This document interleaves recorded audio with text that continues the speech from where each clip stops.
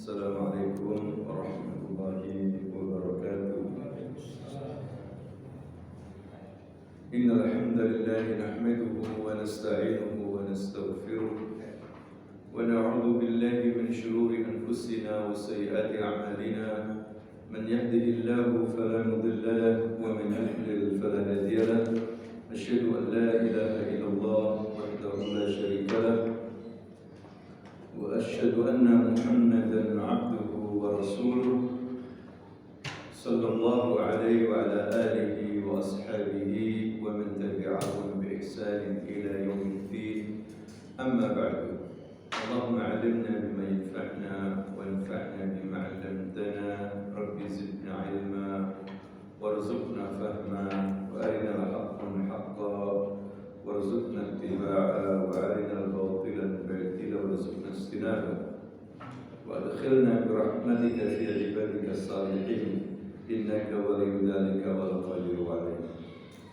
Ikhwani fid din rahimakumullah, usikum wa nafsi taqwallah faqad faza al-muttaqun. Para jamaah yang dimuliakan Allah Subhanahu wa taala, alhamdulillah pada malam hari ini kita bisa hadir di majelis ilmu ini. Semoga Allah Subhanahu wa taala memberikan kepada kita ilmu yang bermanfaat. Amin ya rabbal alamin. Khususnya kita memasuki bulan Rajab ini, di mana bulan Rajab salah satu dari bulan haram. Ya, sebagaimana Allah berfirman, Inna 'iddatash syuhuri 'inda Allahi 12 syahran fi kitabillah yawma khalaqas samawati wal ardh minha arba'atun hurum fala tadlamu fihinna anfusakum.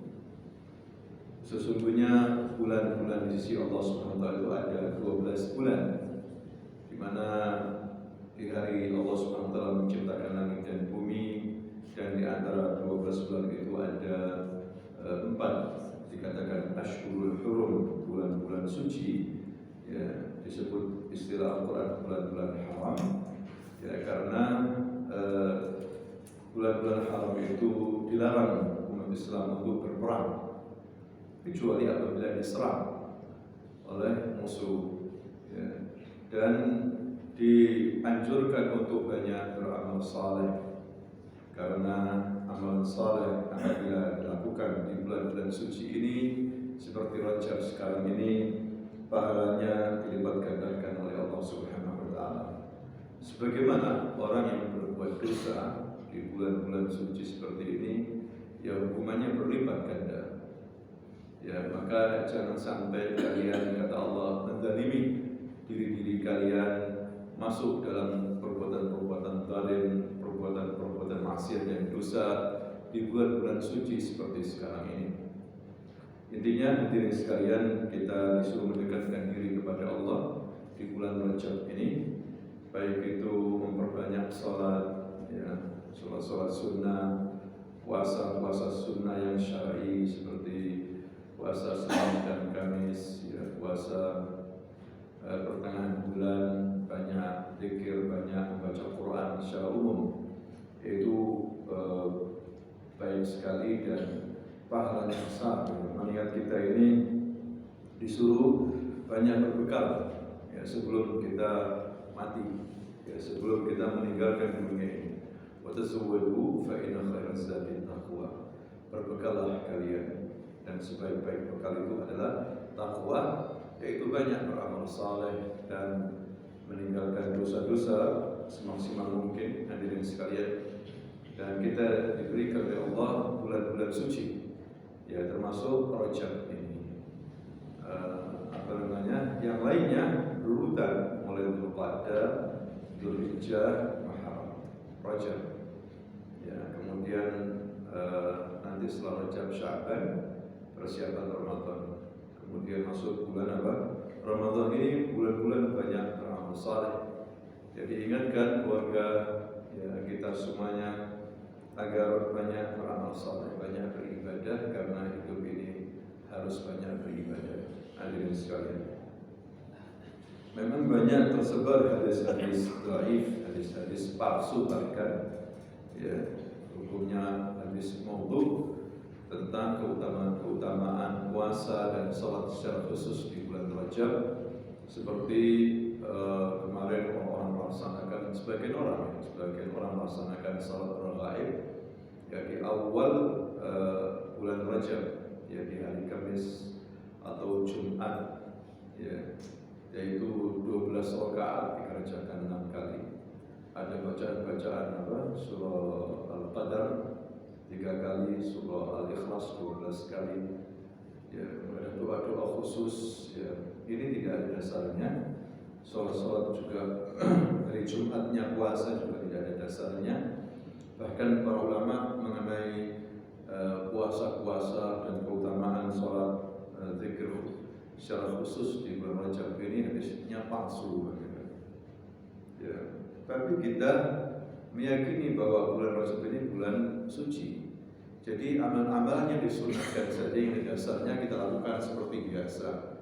Membaca Quran, zikir, perbanyak salat-salat sunnah, puasa-puasa sunnah yang ada dasarnya. Karena memang ibadah itu harus mencontoh siapa? Rasulullah Shallallahu Alaihi Wasallam.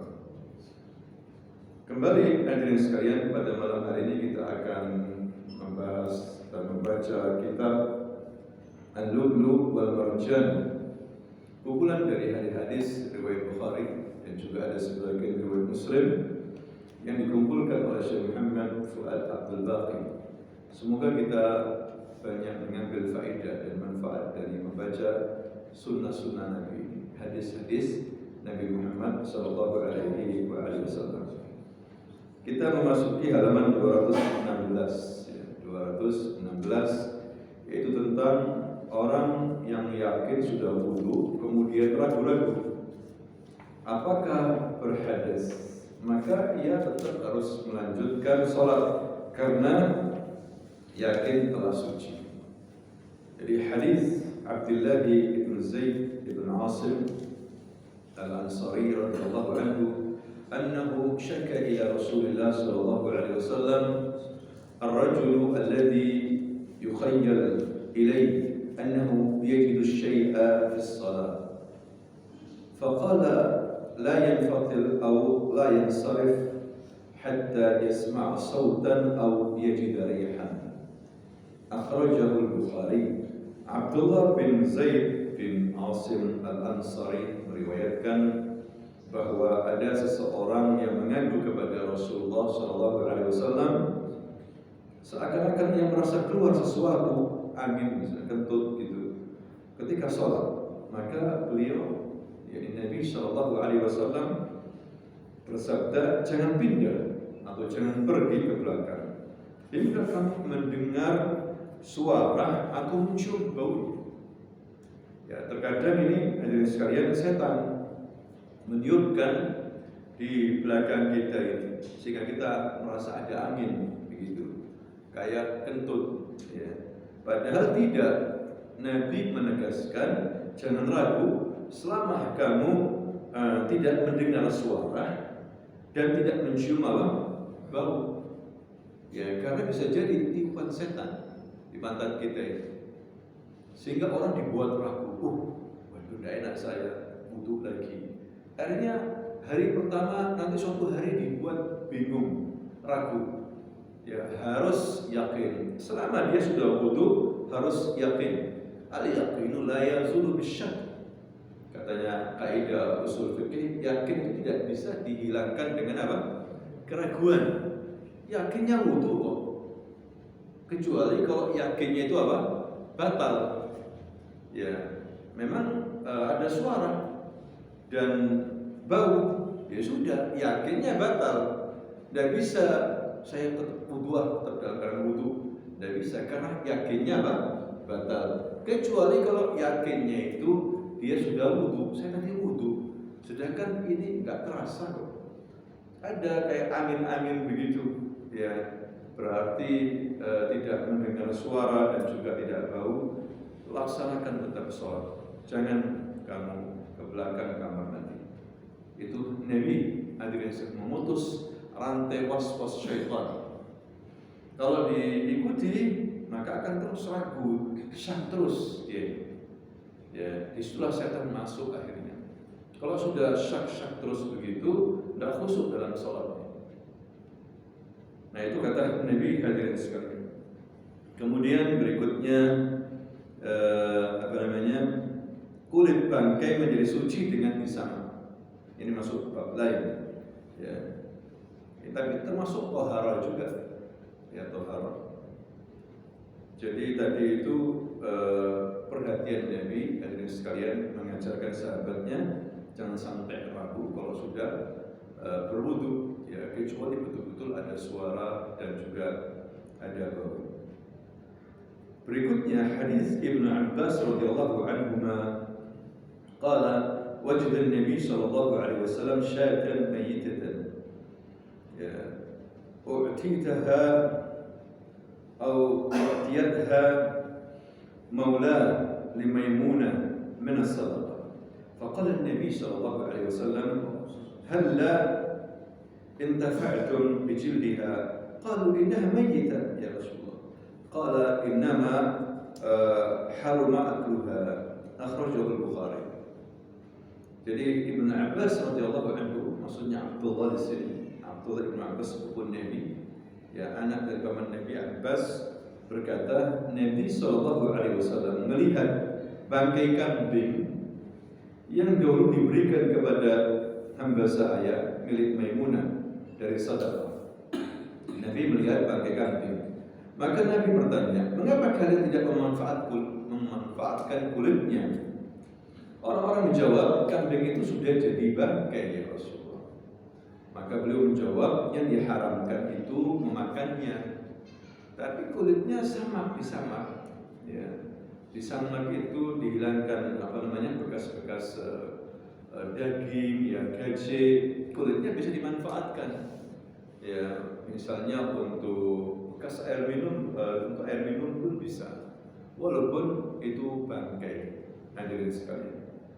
Ya, karena bangkai dari hewan yang halal, ya nggak ada masalah. Kemudian itu bisa juga untuk baju, untuk dompet, untuk yang lainnya. Ini menunjukkan kemudahan dalam agama Islam. Ya, sampai di sini diatur dalam agama Islam, hadirin sekalian. Tidak ada seperti ini hukum-hukum seperti agama-agama yang lainnya.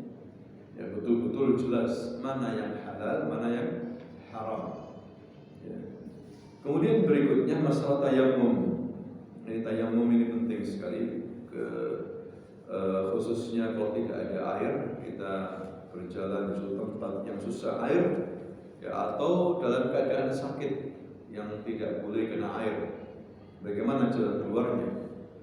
Di sini dikatakan hadis Aisyah radhiyallahu anha, zauj Nabi sallallahu alaihi wasallam, qalat kharajna ma'a Rasulillah sallallahu alaihi wasallam fi ba'd asfarihi hatta idza kunna bil bayda aw bi dhat al-jaysh inqata'a 'aqdun li fa aqama Rasulullah sallallahu alaihi wasallam ala iltimasihi wa aqama an-nasu ma'ahu wa laysu ala ma' فأتى الناس إلى أبي بكر الصديق فقالوا ألا ترى إلى ما صنعت عائشة أقامت برسول الله صلى الله عليه وسلم والناس وليسوا على ماء وليس معهم ماء فجاء أبو بكر ورسول الله صلى الله عليه وسلم واضع رأسه على فخذيه قد نام فقال حبسني رسول الله صلى الله عليه وسلم والناس وليسوا على ماء وليس معهم ماء فقالت عائشة فعاتبني أبو بكر وقال ما شاء الله أن يقول وجعل يطعنني بيده في خاصرته فلم يمنعوني من التحرك إلا مكان رسول الله صلى الله عليه وسلم على فخذي فنام رسول الله صلى الله عليه وسلم حتى أصبح على غير ماء فأنزل الله آية التيمم فتيمموا فقال أسيد بن الخضير ما هي بأول بركتكم يا آل أبي بكر قال فبعثنا البعير الذي كنت عليه فأصبنا العقد تحته أخرجه البخاري. Jadi ini pembahasan masalah tayamum, hadirin sekalian, termasuk cara bersuci ya, dengan menggunakan tanah atau debu sebagai pengganti daripada wudu dan mandi. Ini kisah Aisyah istri Rasulullah SAW berkata, kami pernah bersama Rasulullah SAW dalam sebagian perjalanannya, dan saat sampai di Al-Baida atau Dzul Jais atau Dzatul Jais, ismul makan, nama sebuah tempat ya, kalungku hilang, kata Aisyah. Maka Rasulullah SAW berhenti untuk mencarinya, dan para sahabat juga ikut bersamanya mencari. Ketika itu mereka tidak mempunyai air. Begitu pula Rasulullah SAW. Para sahabat datang kepada Abu Bakar dan berkata, apakah kamu tidak melihat apa yang diperbuat Aisyah? Ia menghentikan atau menahan Rasulullah dan para sahabatnya untuk melanjutkan perjalanan, padahal mereka tidak ada di tempat yang ada airnya dan mereka juga tidak mempunyai air. Abu Bakar lalu datang menemuiku, maksudnya menemui Aisyah, dan Rasul lagi berbaring meletakkan kepalanya di atas pahaku, tidur. Rasulullah meletakkan kepalanya di atas paha Aisyah. Ia berkata kepada Aisyah, Rasulullah tidur. Ya Aisyah, kamu menahan Rasulullah dan manusia di tempat yang tidak ada airnya, dan mereka tidak mempunyai air. Aisyah berkata, Abu Bakar mencelahku dan mengatakan sebagaimana yang dikehendaki Allah. Ia menekan lambungku ya dengan tangannya.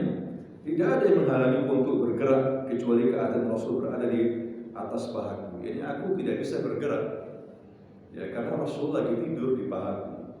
Kata Aisyah, Rasul tertidur hingga pagi tanpa ada air.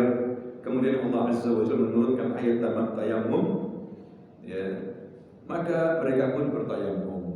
Usaid bin Khudair berkata, ini bukan keberkahan keluargamu yang pertama kali, wahai keluarga Abu Bakar.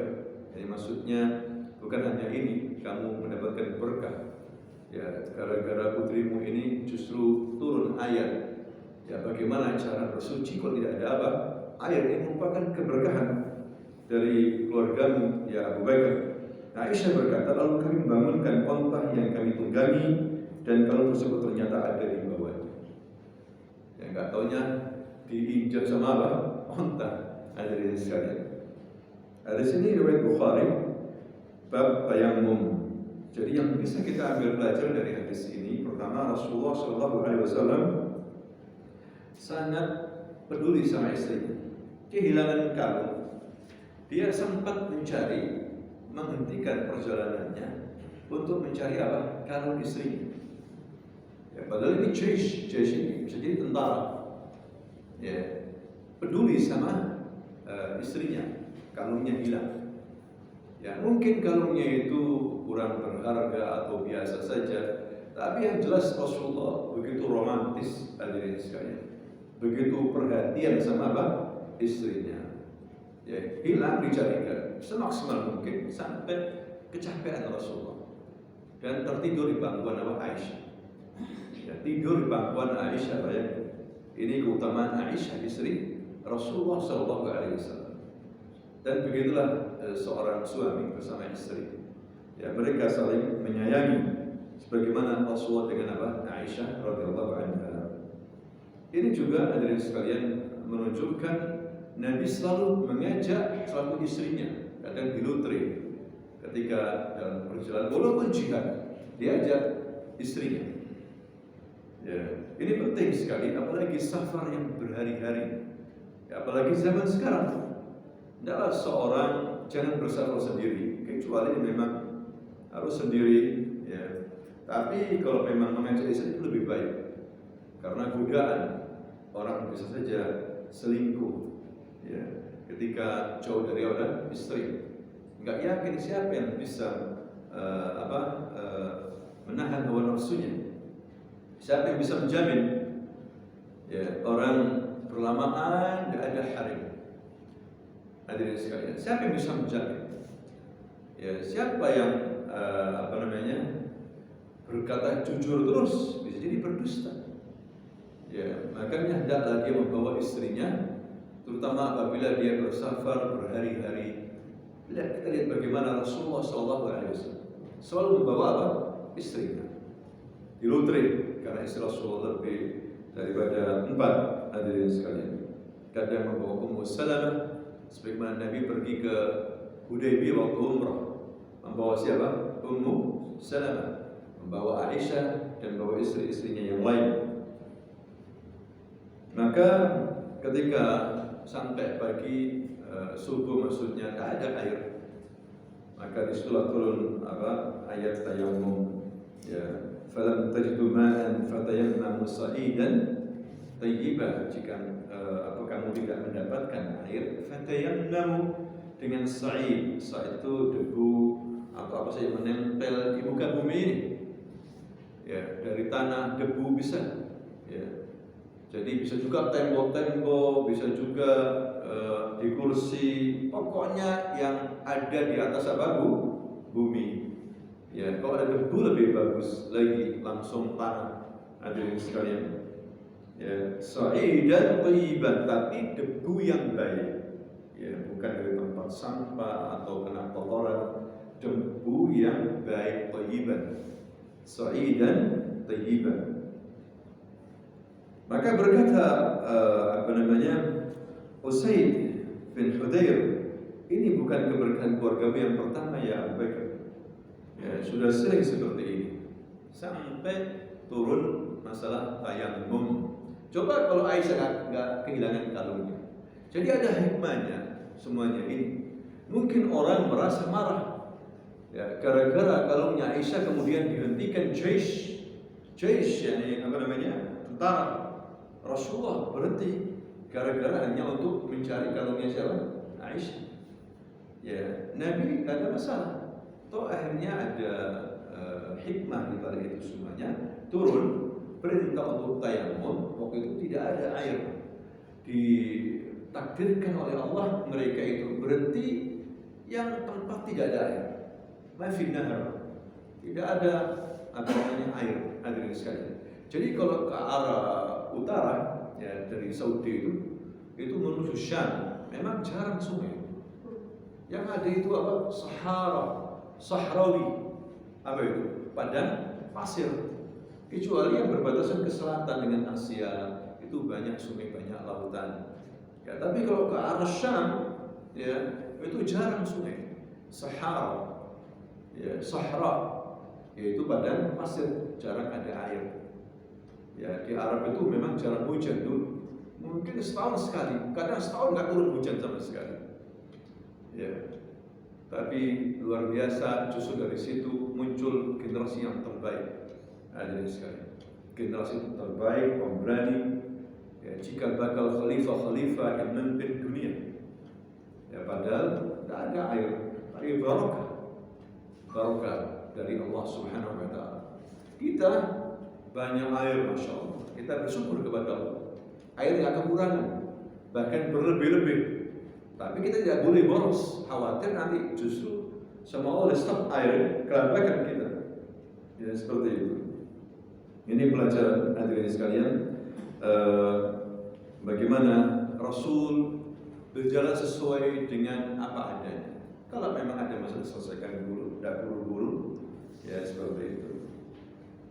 Dan hikmah akhirnya ajarkan cara tayammum. Hadis berikutnya masih berkisah tentang masalah tayammum. Hadirin sekalian, dikatakan di sini hadis Ammar an Shaqiq, qala kuntu jalisan ma Abdullah wa Ubay wa Abi Musa al-Ash'ari, faqala lahu Abu Musa law anna rajulan ajnab junub, falam yajid al-ma' shahran, أما كان يتيمم ويصلي فكيف تصنعون بهذه الآية في سورة المائدة فلم تجدوا ماء فتيمموا صعيدا طيبا فقال عبد الله لو رخص لهم في هذا لأوشكوا إذا برد عليهم الماء أن يتيمموا الصعيد قلت وإنما كرهتم هذا رداء قال نعم. قال أبو موسى ألم تسمع قال عمار لعمر بعثني رسول الله صلى الله عليه وسلم في حاجة فأجنبت فلم أجد الماء فتمرغت في الصعيد كما تمرغ الدابة، فذكرت ذلك للنبي صلى الله عليه وسلم فقال إنما كان يكفيك أن تصنع هكذا، فضرب بكفه ضربة على الأرض ثم نفضها ثم مسح بها ظهر كفيه بشماله أو ظهر شماله بكفه ثم مسح بها وجهه. فقال عبد الله أفلم ترى عمر لم يقنع بقول عمار. Dikatakan di sini hadirin sekalian cara tayamum yang pertama di sini. Hadis Ammar diriwayatkan oleh Syakib, dia berkata, aku pernah duduk bersama Abdullah dan Abu Musa al-Asy'ari, yani dua sahabat. Abdullah ibn Umar, putranya Umar, terkenal dia perawi hadis dan banyak mengambil ilmu dari Rasulullah dan sahabat yang paling kuat dalam mengikuti jejak-jejak Rasulullah SAW. Dari mulai tahara, wudu, sholatnya, cara pakai baju, jalannya, semua ditiru sama Ibnu Umar. Hadirin sekalian, ditiru semuanya karena dia paham mengikuti cara-cara Rasulullah barokah. Ya.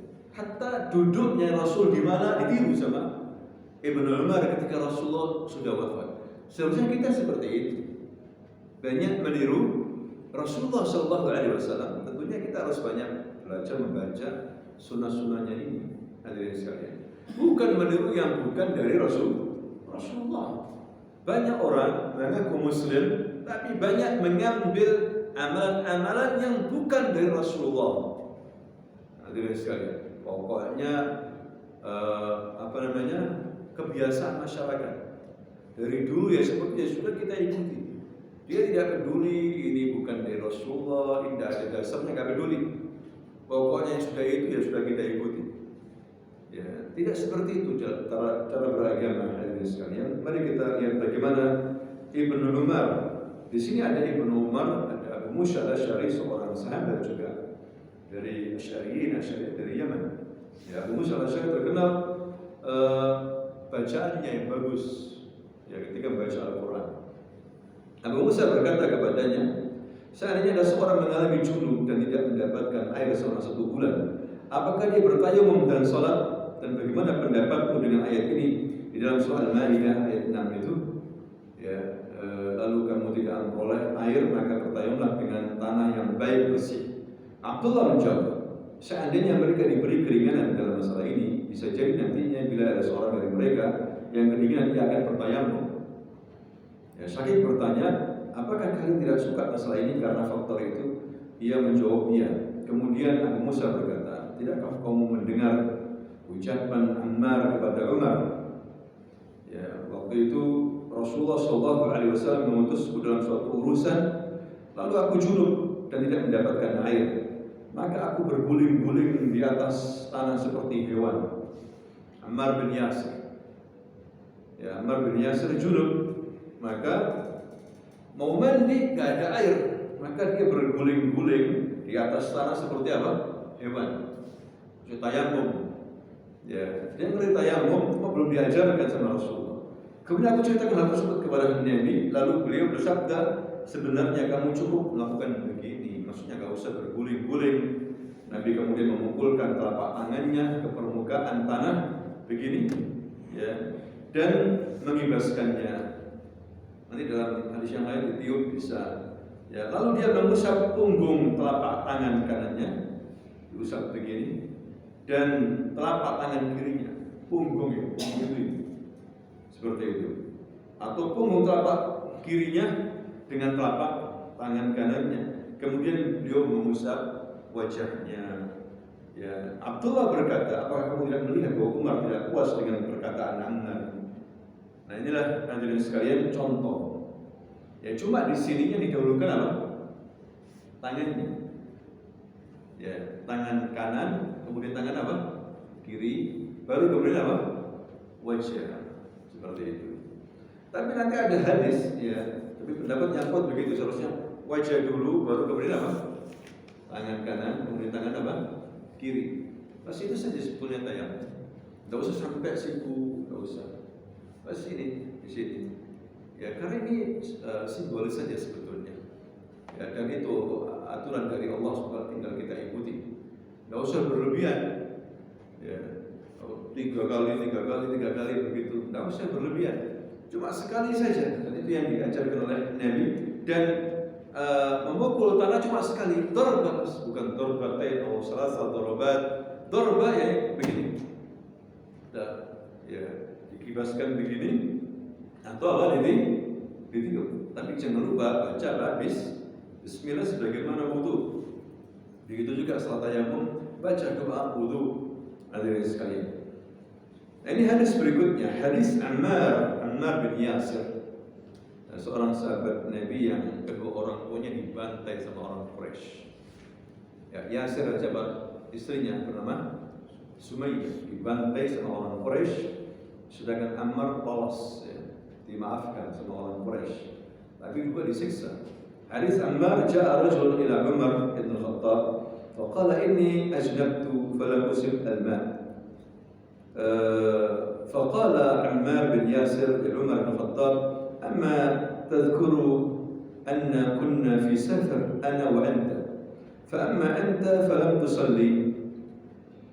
Ya kamu waktu itu tidak salat. Wa amma ana فتمعت فصليت فذكرت للنبي صلى الله عليه وسلم فقال النبي صلى الله عليه وسلم إنما كان يكفيك هكذا فضرب النبي صلى الله عليه وسلم بكفيه الأرض ونفخ فيهما وجهه ثم مسح بهما وجهه وكفيه. Hadis ini Bukhari juga. Ammar bin Yasir mengatakan bahwa ada seorang laki-laki datang kepada Umar bin Khattab dan berkata, aku junub tapi tidak mendapatkan air. Ammar bin Yasir berkata kepada Umar bin Khattab, tidak ingatkah ketika kita dalam suatu perjalanan, ya saat itu engkau tidak mengerjakan sholat sedangkan aku bergulingan di atas tanah lalu sholat. Kemudian hal itu aku sampaikan kepada Nabi dan dia bersabda, sebenarnya tidak usah berguling-guling begitu. Sebenarnya kamu cukup melakukan begini. Beliau lalu menepuk telapak tangan, ya, kanannya ke tanah dan meniupnya. Ini agak jelas, meniupnya, lalu mengusapkan ke muka. Jadi muka dulu, tadi apa? Tangan dulu, ke muka dulu begini, baru kedua telapak tangannya. Kanan dulu, baru apa? Kiri. Ya. Jadi itu tayamum. Begitu mudah, hadirin sekalian. Kalau nggak ada air, atau memang di pesawat misalnya airnya terbatas, ya kalau pakai wudu bisa, alhamdulillah pakai wudu, walaupun hanya sekali-sekali, nggak harus 3 kali, ya. Kalau nggak ada air misalnya bisa tayamum di pesawat, debunya itu bisa di kursi, di mana ada bisa, ya, pokoknya di atas bumi itu macam-macam, ya. Nah itu cara Nabi meneruskan bertayamum. Ya. Ini menunjukkan juga hirsus sahabat lis-salat. Ya, semangatnya para sahabat untuk salat.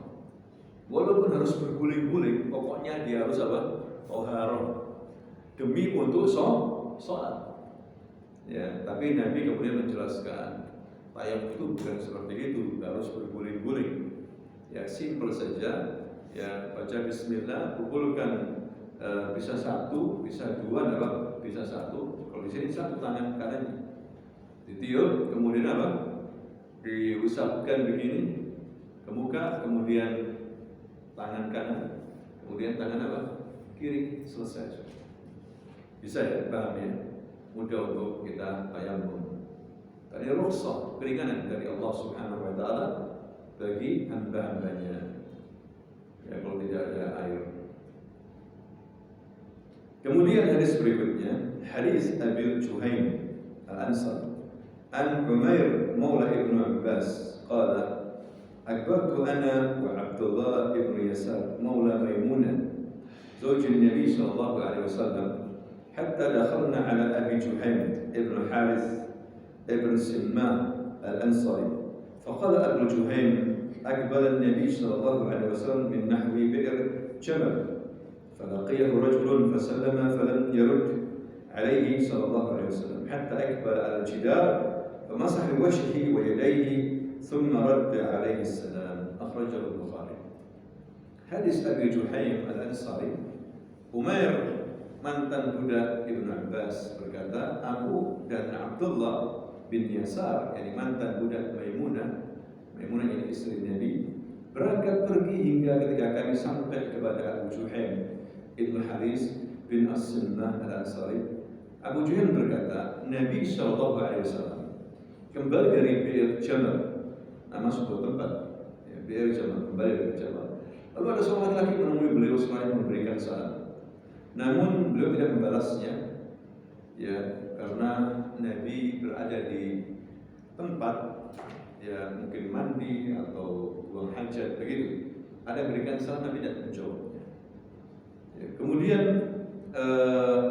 namun beliau tidak membalasnya. Beliau kemudian menghadap ke arah dinding, lalu mengusap muka dan telapak tangannya, baru kemudian membalas salam kepada orang itu. Ya. Jadi mungkin Nabi mau tayamum di dinding begitu, karena ini urusan taharah, ada orang yang salah nggak dikasih, maksudnya nggak dijawab tuh, ya, nggak dijawab sampai Nabi selesai melaksanakan apa? Tayamum, itu mengusap muka, baru apa? Telapak tangan. Ini menunjukkan hadis yang mendahulukan mengusap muka dulu lebih banyak daripada yang mendahulukan apa? Tangan. Jadi yang lebih kuat membasuh muka dulu, baru apa? Kedua, telapak tangan. Hadirin sekalian. Nah, ini hadis jelas sekali tentang cara apa? Tayamum. Jadi Syekh Muhammad Fuad Abdul Baqi ini begitu banyak bahkan hadisnya di riwayat Bukhari masalah tohar. Ya, yang dimana yang lainnya tidak terlalu banyak, tapi tohar banyak sekali. Ini menunjukkan pentingnya apa? Tohar. Sebelum orang berbicara negara, khilafah, politik, tohar dulu. Ngerti enggak mandi wajib? Ngerti enggak tayamum? Ngerti enggak wudu yang benar? Berbicara politik, berbicara ini, masalah tayamum enggak ngerti. Masalah apa? Toharo enggak mengerti. Percuma, hadirin sekalian. Terlalu berlebihan. Jadi kita belajar dulu dari yang paling dasar. Ya, dan yang paling penting masalah tohar. Baik itu mandi wajib, kemudian apa wudu, hal-hal yang batalkan wudu. Ya, kita alhamdulillah sudah pelajari sampai ke tayamum.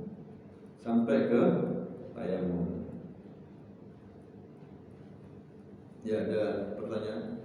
Ngantuk gitu. Tip-tip gini. Ada yang bertanya masalah tayamum? Ya, silakan. Masalah hubungan suami istri. Tayamumnya seperti itu, tapi membersihkan kemaluan mana?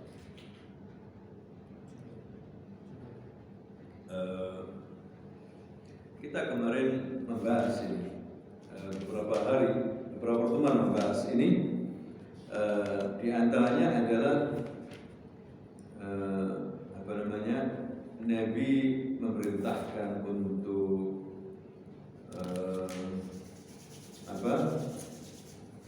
memakai kain atau tisu, ya, dibersihkan, ya, kemaluannya. Minimal itu dibersihkan apa? Kemaluannya. Kalau tidak ada air, kemudian baru setelah itu dia tayamum, ya, seperti itu. Itu tapi tidak wajib. Ya, Nabi mengatakan itu tidak wajib. Yang wajibnya itu kalau ada air ya mandi. Cuma ada hadis juga memerintahkan minimal dia membersihkan kemaluannya dengan apa? Dengan tisu atau dengan kain, ya, sebagaimana yang kita baca kemarin, hadirin sekalian.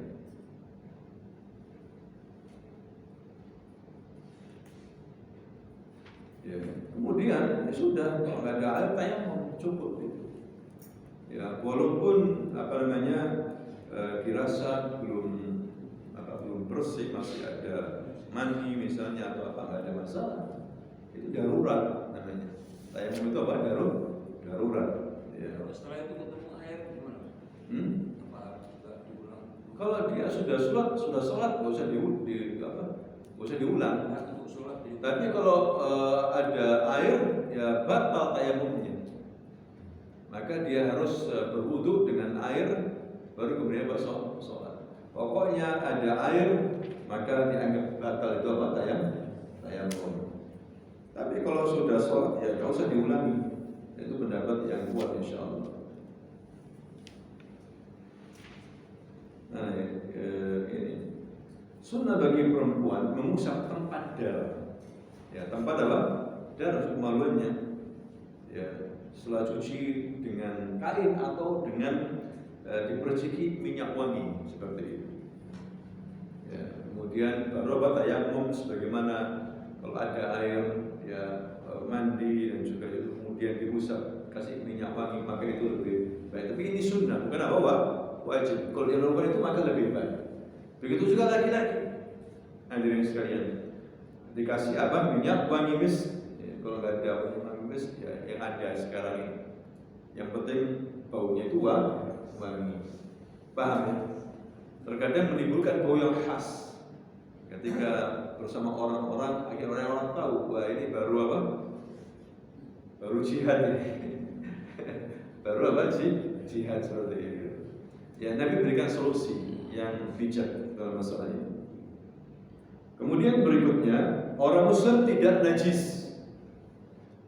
Hadis Abi Hurairah radhiyallahu anhu, qala laqiyani Rasulullah sallallahu alaihi wasallam wa ana junub. Junub di sini ada dua macam. Bisa jadi habis kumpul suami istri, bisa jadi apa? Mimpi. Itu masuk dalam apa?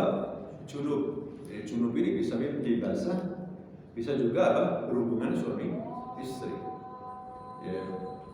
Dikatakan di sini, fa akhadha bi yadi, famashaytu ma'ahu hatta qa'ada, fansalaltu minhu wa utitu ar-rajula faghtasaltu thumma ji'tu wa huwa qa'id.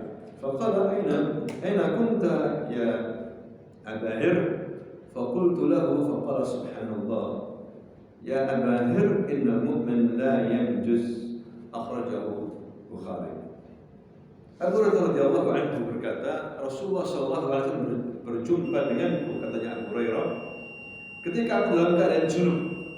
Abu Hurairah berjumpa dengan Rasulullah dan dalam keadaan apa? Junub. Beliau menggandeng tanganku hingga aku pun berjalan bersama beliau hingga beliau duduk. Setelah duduk, dilepas tanganku, aku lantas pergi diam-diam kembali ke rumah untuk mandi. Ya, malu dia. Dalam keadaan baju junub. Kemudian kembali lagi dan beliau masih duduk. Beliau bertanya, kemana saja kamu ya Aba Hir? Maksud Abu Hurairah. Hurairah itu kucing kecil, tapi kalau kucing besar Hir. Gitu. Kadang Rasul memanggil Abu Hurairah, kadang pakai apa? Abu Hir. Ya sama, Hir kucing maksudnya. Hir atau Hurairah. Kalau Hurairah kucing kecil, kalau Hir apa? Kucing besar. Mana kamu tadi? Kok mau ngilang? Bahasa kita gitu. Kok mau pergi begitu aja? Tak pamitan. Maka aku ceritakan, Subhanallah, maksudnya ya Rasulullah nggak enak junub ya Rasulullah. Aku langsung apa? Balik ke rumah, mandi dulu, baru balik lagi di sini. Ya. Atau katakanlah waktu itu belum punya rumah, Abu Hurairah masih di masjid. Dia maksudnya kabur ke masjid, mungkin ada kamar mandinya, kemudian balik lagi. Ya, maka Rasul mengatakan Subhanallah, ya Abu Hurairah, tidak apa-apa, Muslim itu nggak najis, walaupun kamu junub, duduk bersama aku di sini tidak ada masalah. Ya, kalau sholat itu yang harus apa? Mandi. Ya, nggak apa-apa kamu duduk bersamaku ini. Kok mau nggak ada? Cuma Abu Hurairah itu tidak enak, hadirin sekalian. Dalam keadaan junub, dia mandi dulu. Ya, jadi itulah kehidupan para sahabat yang polos, hadirin sekalian, dan peduli dalam masalah agama. Ya, orang-orang seperti ini peduli sama thaharah, wudu, toh akhirnya menjadi pejuang-pejuang yang tangguh. Pemimpin dunia, menaklukkan negeri-negeri. Ya, dimulai dari dasar masalah tayamum, masalah mandi wajib, masalah senggama. Ya, mereka ini seperti ini. Ya, jadi ngerti agama dulu, baru Allah berikan apa? khilafah, belum mengerti agama, ya bicara masalah khilafah susah. Apalagi akidahnya masih rusak, syirik, ya banyak munafik, ya berbicara masalah besar.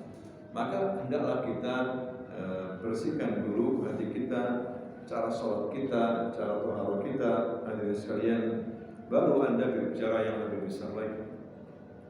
Ya. Ada yang mengatakan zaman sekarang saya bicara taharah aja, bab taharah. Kita sudah berbicara masalah capres, kok masih taharah aja? Tak bisa juga. Ya, kita maksimalkan pelajaran fikih. Ya, nanti ada saatnya bicara-bicara politik, tapi ini penting, ini dasar, hadirin sekalian. Nah, itulah yang dikatakan oleh Nabi, mukmin itu tidak najis. Maka dari hadis ini, kayak Yahya Al-Hajuri mengatakan perempuan itu boleh duduk di masjid walaupun haid. Dia menyelisih banyak fatwa para ulama. Ya, ini ulama dari Yaman. Boleh baca Quran, boleh duduk di masjid, boleh belajar di masjid, boleh wanita ini walaupun dia haid. Ya. Karena yang enggak boleh itu cuma sholat dan puasa. Dan mukmin tidak najis, mukminah tidak najis katanya. Ya, ini juga perlu dipertimbangkan. Tapi sebagian ulama-ulama kayak Syekh bin Baz, Utsaimin mengatakan kalau melintas saja boleh, melintas gitu, ngambil sesuatu keluar lagi boleh. Tapi kalau duduk terus tidak boleh. Ya, baca Quran menyentuh pun mushaf tidak boleh, harus pakai glove. Kalau pakai hafalannya tidak apa-apa, itu lebih rinci. Ya kita hargai fatwa-fatwa itu. Tapi kalau saya hendak, tidak apa-apa mau baca Quran, mau duduk di masjid, tidak ada masalah. Kecuali kalau sholat tidak boleh, dalam haid dan nifas. Jadi perbedaan para ulama. Hadirin sekalian. Kalau memang perempuan ini jahilah, ini bodoh, butuh ilmu, berapa apa dia datang ke masjid, ya mendengarkan ceramah. Tapi kalau sholat tidak boleh. Wallahu ta'ala a'lam bissawab. Subhanallahumma wa bihamdika asyhadu an la ilaha illa anta astaghfiruka wa atubu ilaik. Assalamualaikum warahmatullahi wabarakatuh.